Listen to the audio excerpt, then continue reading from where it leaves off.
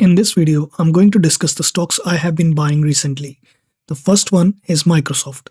I think they are a phenomenal business and it's trading at a fair value. As a long-term investor, you could start accumulating here and expect good returns. It is currently trading at a blended PE of 22.79 times. Normal PE ratio for the last 7 years has been over 34 times. They have a AAA credit rating and around 20% debt. The stock is under pressure due to their AI infrastructure spending.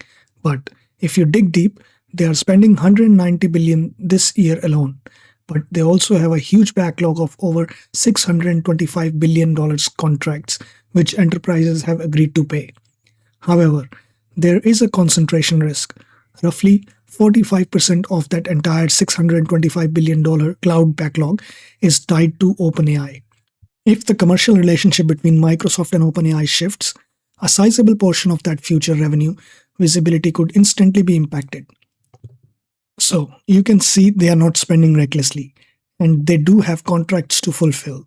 Also, OpenAI has been paying their bills so far, and there are fears that they might not be able to pay for the amount they have promised to, as their earnings don't support that much spending. OpenAI has also delayed their IPO due to the market conditions. They were planning to raise money to spend, but now that plan has been derailed. Another risk is inflation. If inflation rises and Fed has to raise interest rates, then growth stocks will probably plunge, and Microsoft stock price will fall down further. Despite all that noise, their earnings have been growing at double digit. As of early 2026, they do have 21% of global market share of the cloud business, which makes them second largest cloud infrastructure after Amazon's AWS.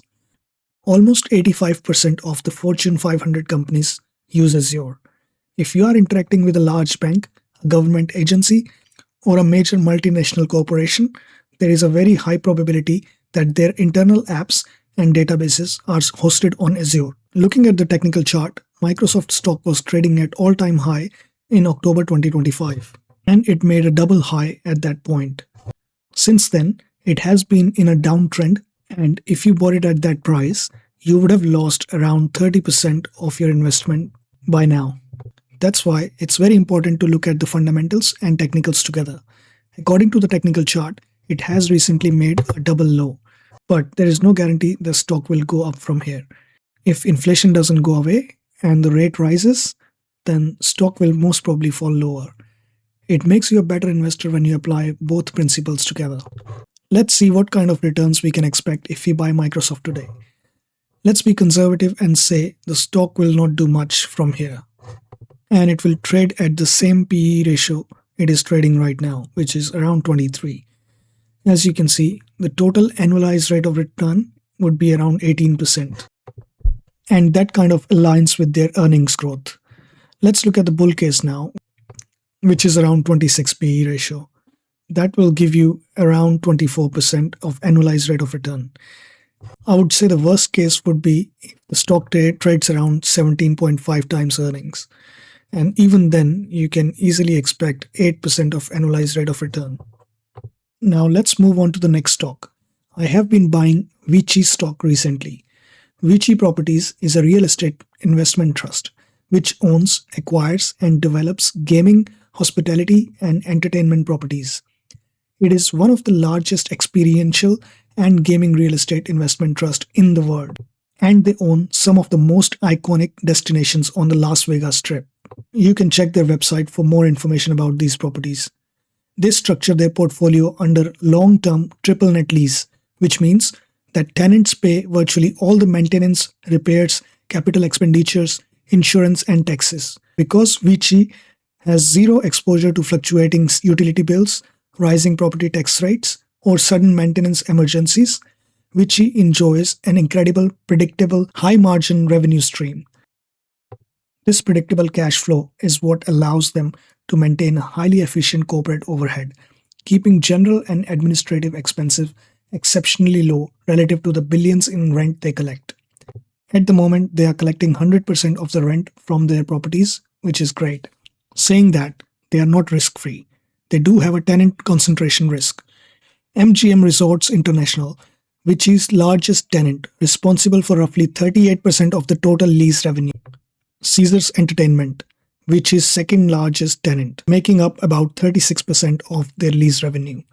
So, 75% of their revenue comes from these two tenants.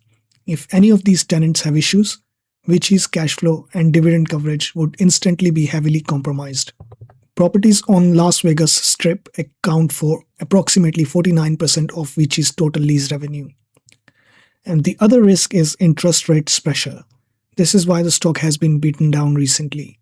If Fed raises rates, then stock prices will either go down or not do much. But what makes it compelling is their lucrative dividend, which is around 7% at the moment. Looking at the FastGraphs, in the past 7 years, stock has been trading at normal price to adjusted funds from operations ratio of almost 15 times. But it's currently trading at 10.77 times. They started paying dividend in 2018, and since then it has been growing consistently. If you look at the cash flow statement, they generated $2.5 billion in net operating cash flow, while their total capex was only $1 million.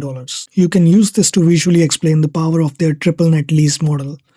Traditional landlords lose massive percentages of their rents to maintenance, roofing, and renovations. For VICI, the tenants eat these costs entirely, leaving their massive cash flow untouched. In 2025, VICI paid about $1.85 billion in common dividends. Divided by their $2.5 billion cash flow, VICI's payout ratio sits beautifully at 74.17%. For a REIT, an FFO payout ratio in the mid-70s is highly sustainable. It shows that the dividend is incredibly safe, fully covered by recurring lease checks. Looking at the forecasting tool, if you think the price to AFFO ratio will return to 15 times, then you can generate 25% annualized rate of return. But even if it trades at 12 times, you can get 15.5% of annualized rate of return. In the worst case scenario, if it trades at 9 times, even then it's gonna give you a positive rate of return. It has a BBB minus credit rating and only 35% of debt. Their share counts have been increasing, but that's normal for a REIT. It's not a growth stock, but has a potential to return similar returns because it is trading at a low multiples. Let me know what you think of these stocks in the comment section, and I'll see you next time.